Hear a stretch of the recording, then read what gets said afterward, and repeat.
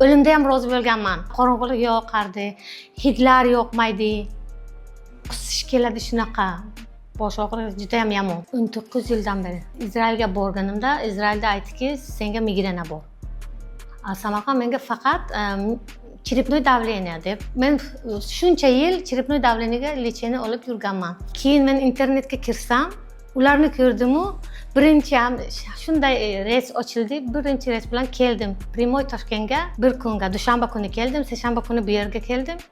Bular meni nima qilib, chorshanba kuni ham operatsiya bo'ldim. Mana bugungacha hali og'riq yo'q. Hozir 42 ga kirib, mana endi davosini topib, endi qildim. Xudo xohlasa endi tashlab ketaman migreni.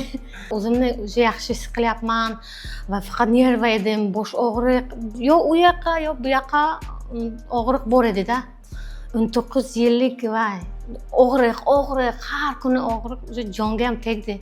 Hamma narsa qilganda, men bu 9 yil ichida hamma narsani qilib ko'rganman. Shu oxirgisi shu operatsiyaga rozi bo'lib keldim. Boshida qo'rqdim. Operatsiya o'zi qiyin narsa va eshitishga ham shu qo'rqinchli narsa-ku. Kirdim, chiqdimki, o'zi hammasi o'tgan. O'zingizni doktorni oldiga his qilmaysiz-da. Bir ham muomalasi yaxshi, medsestralar ham bir ham yaxshi, komfort his qilasizda. Doktorni oldiga kelsangiz qanday?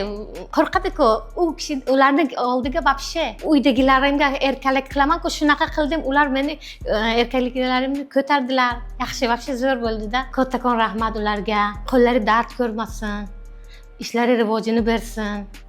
Mendek azob ko'rgan insonlarga yordam bersin. Kattakon rahmat ularga.